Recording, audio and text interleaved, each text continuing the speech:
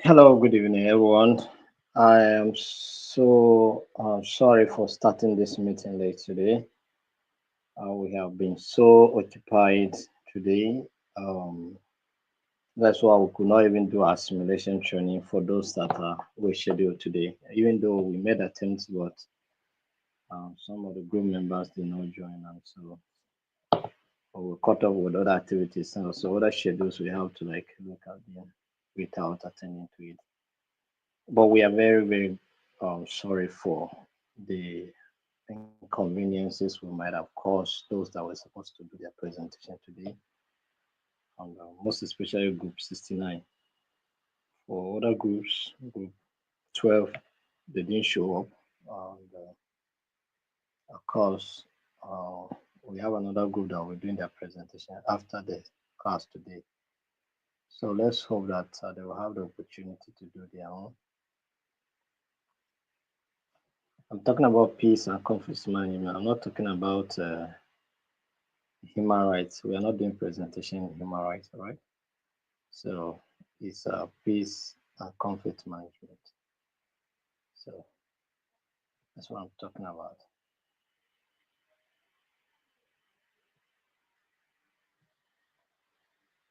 So I'm so happy to welcome all of you for today's training. And I know that at the end of the training, you will have a reason to appreciate you yourself for participating in this training.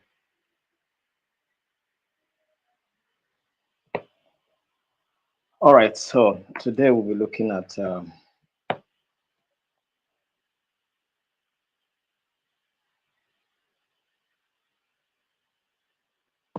so thank you all of you from Kenya, from all around the world that you are joining. We appreciate you for participating and also being part of the training. And today, if you have joined, you share the link with someone, invite them to be part of the training, let them know that something is happening here that will benefit them. That's all. Today, we'll be looking at human rights, poverty alleviation, economic justice, and international organizations. So basically, what we'll be looking at today, um, we are in another module now, module 2. All right. We have finished module 1, we are in module 2 now. So when we are done with module 2, we'll share the manual with you people so that you have the manual with you. All right. So in module 2, we are looking at contemporary issues in human rights and social justice. Contemporary issues in human rights and social justice. And we are looking at the unit 1, which is poverty, inequality, and economic justice. Poverty, inequality, and what? Economic justice. Under the unit 1, we'll be looking at human rights and poverty alleviation. We'll also look at economic justice and sustainable development. We'll also look at the role of international organizations such as the United Nations, World Bank, and others in, in reduction, or in addressing some of these challenges. All right. So that is it.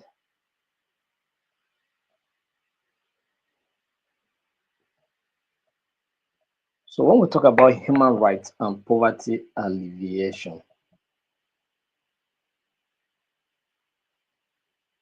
does that sound that like if the rights of people are being denied,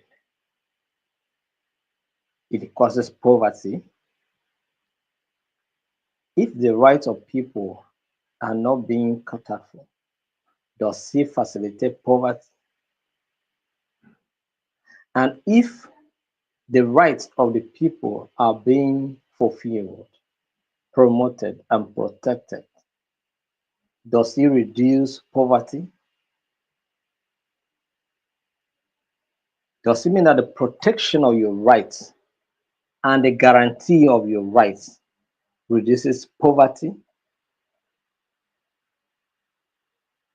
I think so. And when your rights are being denied, does it facilitate you becoming poor? It is possible. It is possible. It is possible. There is a possibility.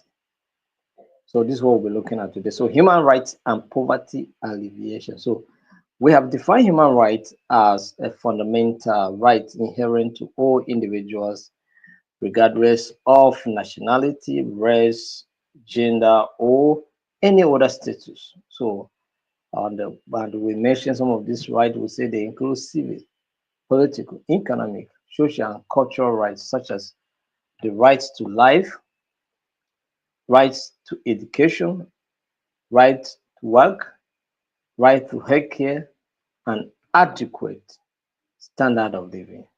So this is what we have discussed. You understand? This is what we have agreed upon before now that human rights are. So what is the connection between human rights and poverty? What is the connection between human rights and poverty? Poverty, we say, is a violation of human rights. Poverty as a violation of what? Human rights. That is to say that poverty denies individuals access to basic needs like food, shelter, and healthcare, undermining their dignity and human rights. So if you are a poor man, you don't even have a right to be protected in our society. You understand? So that is why people must have a means of livelihood that they can use to defend their rights. So if your right is being, undermined on account that you are poor, then there's a challenge. So, but poverty can cause your rights to be denied. Poverty can cause you to be silenced. And once you are silenced, you cannot say anything. You cannot protest. You cannot agitate because one, you don't know your rights. Two, you don't even have the money. You don't have the means to ensure that your rights are being protected. You don't have the knowledge. And sometimes you may not have money, but if you have the knowledge, you can escape. But you have poverty of the pocket and poverty of the mind. Then you have double wahala, double problems. So it means that your problem is bigger than yourself. One, pocket is dried. Two, mentality is also dried. So what will you do? So I believe in this class we don't have poor people, even though you are taking this training is free, but you are taking it not because you cannot afford it. If it is monetized, you can still afford it and pay for it. All right, that's fine. And you are here to empower yourself with the necessary knowledge to be able to understand some of these things. So when you see some things happening, when you see the rights of people being denied, understand that that causes poverty. When a political election is being manipulated to favor certain people, it means that it creates problems. That is, the rights of the people have been denied. The rights of electing the leader of their choice, it has become a problem. Do you understand?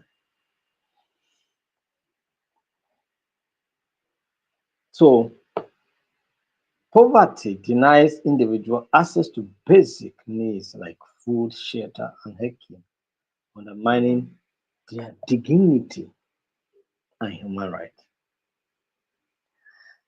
Sometimes we tend to look at those that are doing taxi drivers, or taxi drivers, or cab drivers, or Okada riders, which we call machine riders, motorcycle riders, and then we try to undermine the kind of job they do. Security people in restaurants, in other places, we try to sometimes we undermine what they're doing.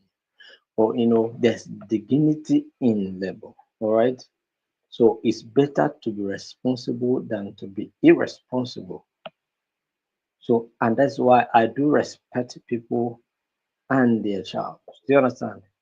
So, whatever the job you are doing at time, if I see you, I appreciate you, I celebrate you. Why? Because I know that should you not be doing this job, you could be a danger to even my existence. You could be a danger to my living. You could be a danger to my success. Do you understand? We have chosen the path of being a responsible citizen. And of course, it takes danger off the path.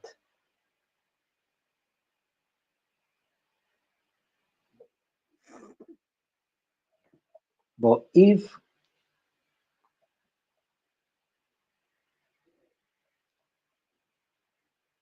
you do not acknowledge the dignity in one's work, then it becomes a problem. You understand? It becomes a problem. So, human rights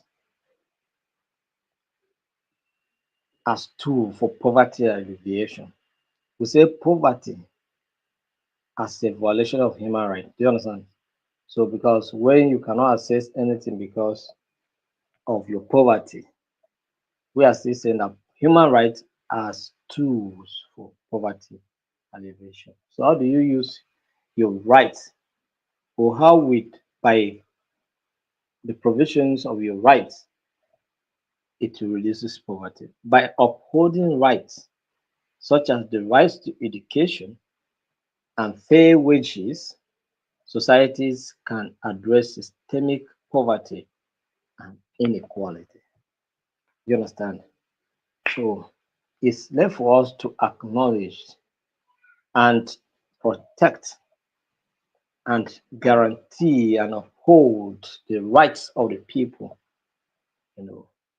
And some of these rights, when protected and upheld and guaranteed, they reduces what poverty and inequality, especially education, fair wages.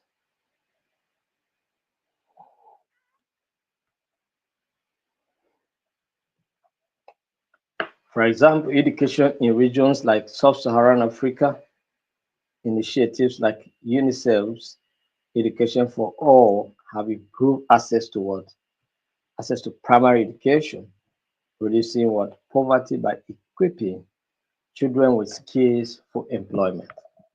You understand? So when you are providing education like this certificate, you are going to get it to help you in your place of work, even if you don't have a degree, you don't have HND, you don't have any certificate at all. But you can take this certificate and start looking for job, at least to some level. Do you understand? At least you can serve as a security personnel and you have a certificate that can support your service. And of course, your pay will be different.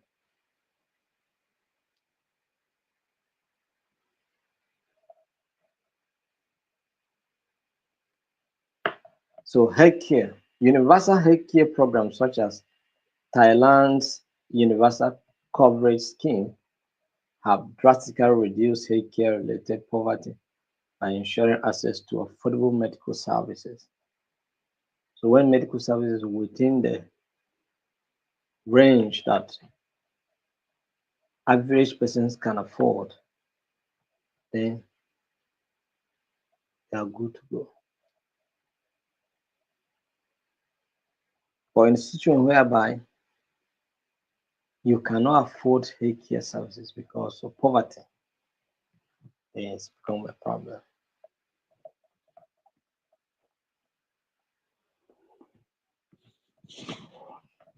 Let's look at key points. Human rights provides a framework for addressing poverty equitably. Human rights provide a framework for addressing poverty equitably. Government policies rooted in human rights, for instance, housing and social security programs, foster inclusion and reduce inequality. Empowerment of marginalized groups leads towards sustainable poverty alleviation. So this is it.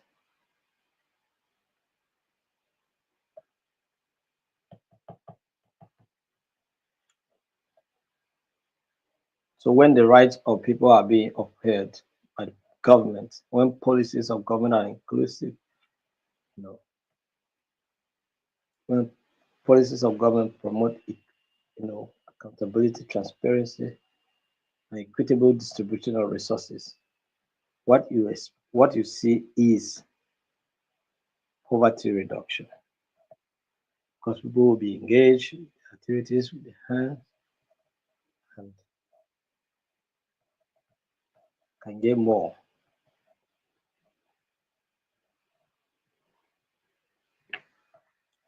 Economic justice and sustainable development. Economic what justice and sustainable development. Economic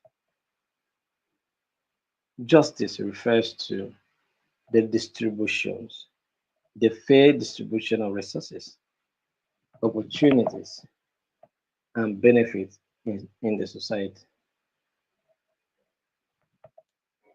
Economic justice refers to what the fair distribution of resources, opportunities, and benefits in society, ensuring everyone can meet their basic needs and thrive.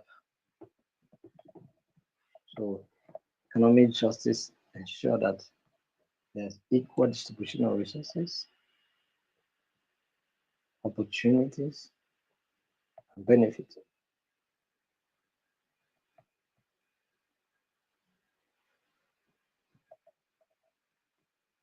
So, we'll talk about economic justice. So, when these services are being provided, when resources are being equally distributed, right, to make sure that everyone meets his or her needs, then we are moving forward. All right, Sustainable Development Goals, SDGs, the United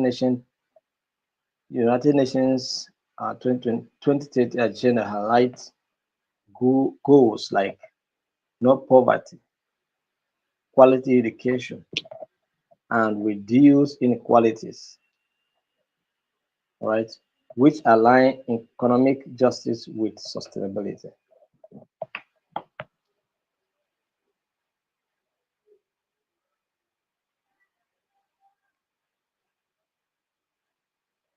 So, sustainable development goals are there also to help in eradicating poverty because some of these sustainable development goals are built on the rights of the people, right to education, right to healthcare, right, right to life.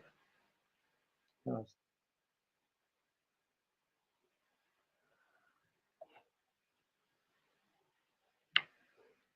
Economic justice and development. So, equitable resource distribution ensures that wealth and resources are shared fairly, addressing disparities between rich and poor. You understand? So, equitable resource distribution can ensure that wealth and resources are shared fairly, addressing disparities between rich.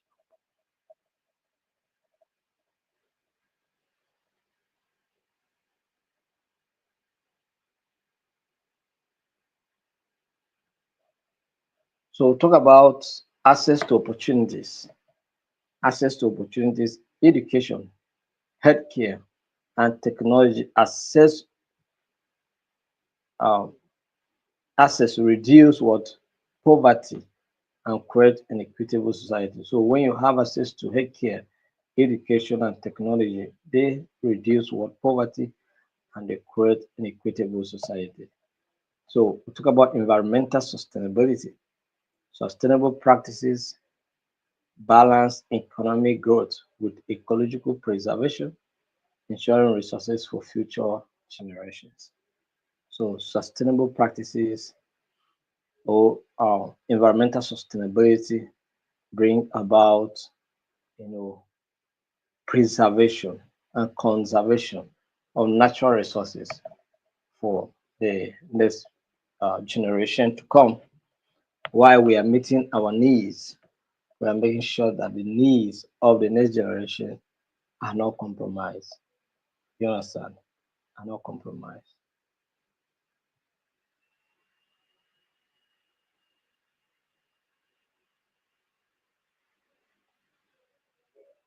Microfinance initiatives, programs like the Grammy Bank in Bangladesh empower women through small loans, creating jobs and fostering community development.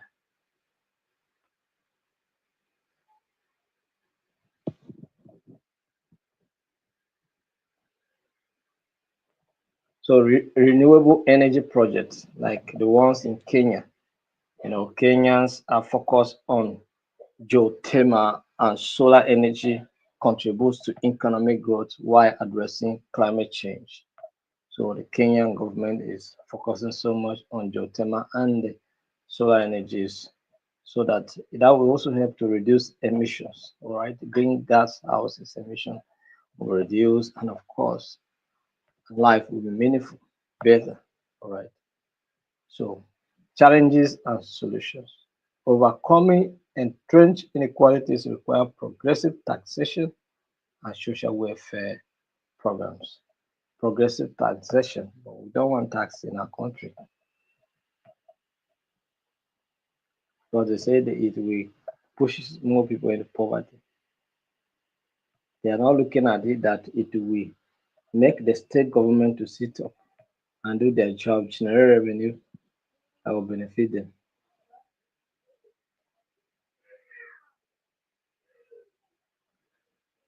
Corporate accountability ensures companies contribute to sustainable practices and equitable environment.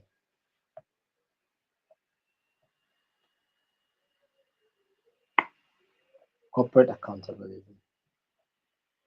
Policy alignment with global framework like the SDGs promote long-term sustainability.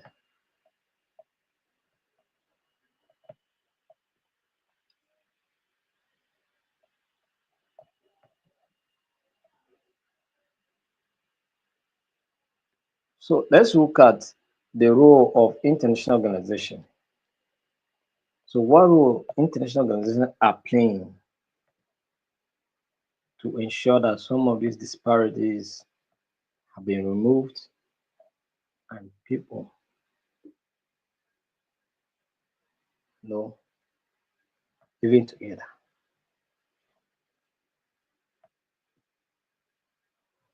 So the role of international organization, the purpose of international organizations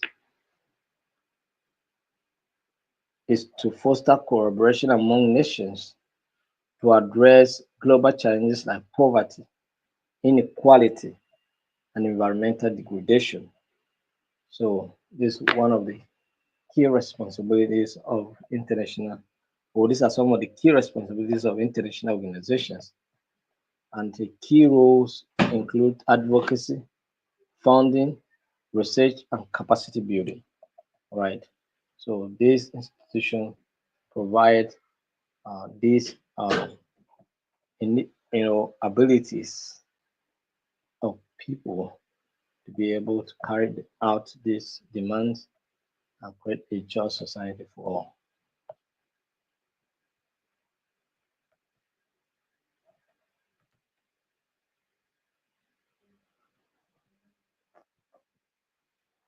Major organizations and their roles. Let's look at United Nations. United Nations leads initiative like the SDGs from uh, focusing on poverty, alleviation, education, and climate action. Agencies like the United Nations Development Programs work on reducing inequalities and building sustainable income.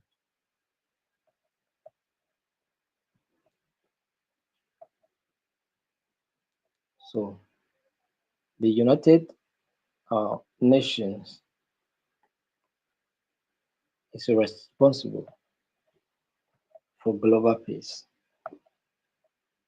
because it hosts the largest leaders uh, around the world. Do you understand?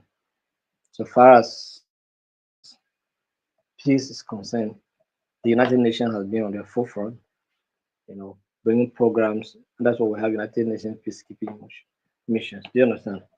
We have humanitarian and refugees commission and so many others. You understand? So the United Nations has been on the forefront to make some of these uh, initiative comes to pass. Then we have the World Bank to provide financial and technical assistance to developing countries for projects that reduce poverty and foster development.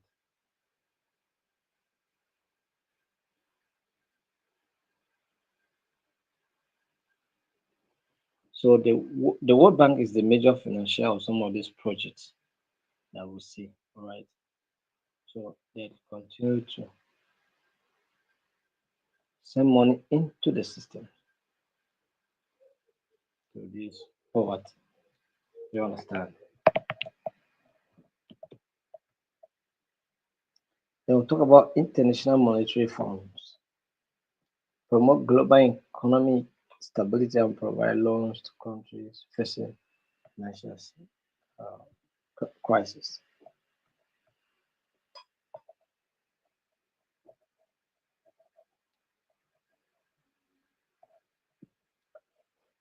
Let's look at the role of non-governmental organizations. Non-governmental organizations like the Oxfam, and Amnesty International address human rights and poverty through grassroots initiatives. Right? They go into rural areas, conduct research, and then mobilize resources to empower people in it.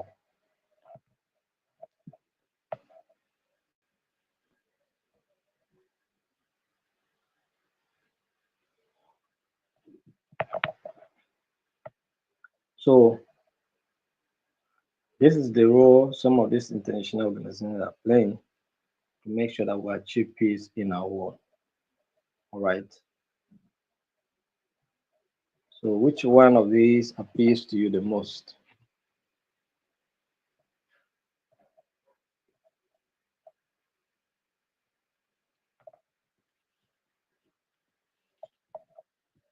So this is the much we are taking today for this training. All right. This is our shortest training ever. And this is the much we are going to take.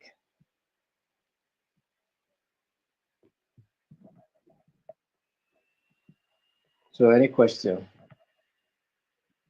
I'm in your comment section. I'm at the comment section. So just ask your questions so that I'll respond to them sharply and move forward.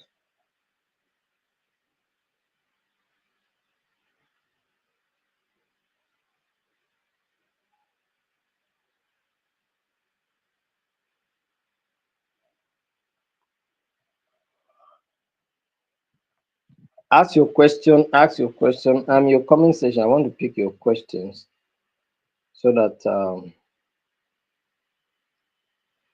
I'll respond sharply and stand up. I just came back from office. I need to refresh and then do one or two things.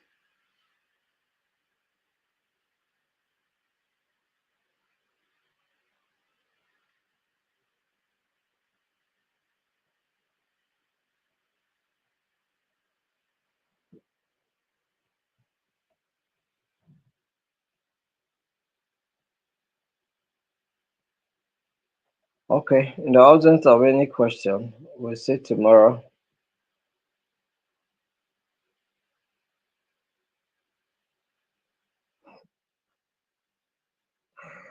Somebody is asking me, how is World Bank?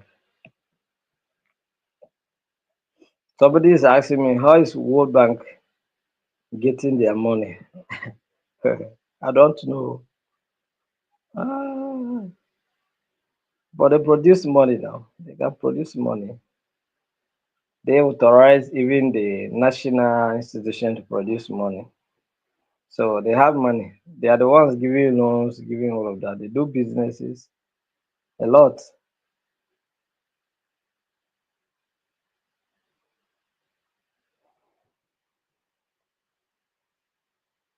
So what banks are doing, they do a lot. So they are a business. They give loans and get interest. You understand? So that's how they make their money.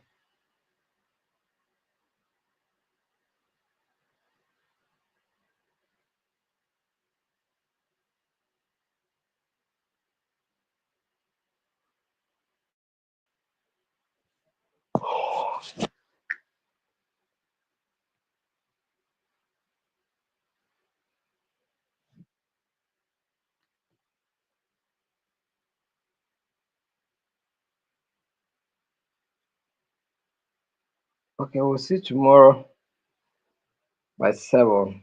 If the class will still hold, I will let you know.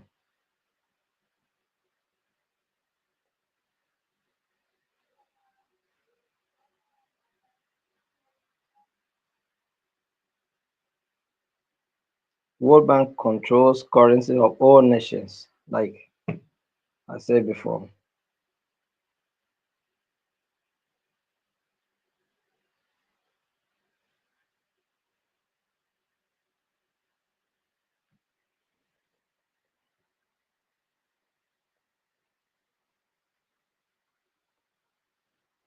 Thanks for the presentation today, sir. Don't you think the funding from the World Bank and IMF in the form of loans and grants to African countries attached with conditionalities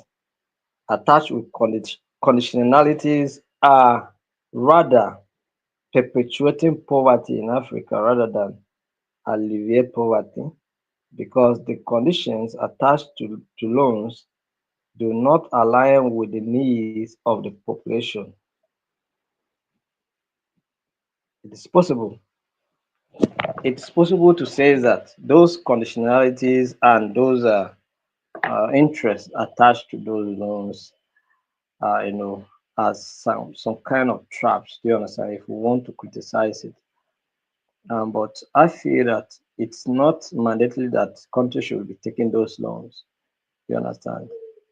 You can do as a country, you can do without those loans, right? So it is very important that those our leaders should understand this. You can do your administration without taking a loan, taking a dime.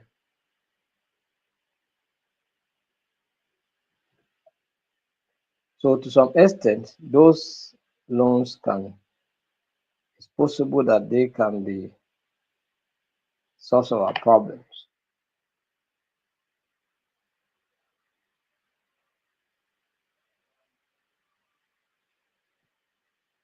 When are you sending the document for the lessons, please? After 2 weeks. Mhm.